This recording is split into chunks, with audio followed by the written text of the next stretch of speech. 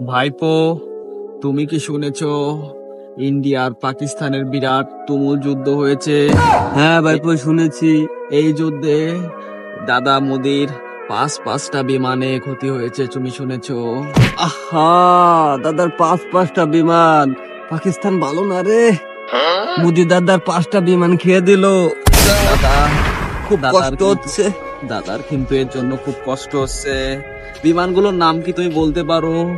Million million কোটি টাকার দাম বিমানের নাম। Rider, radar radar.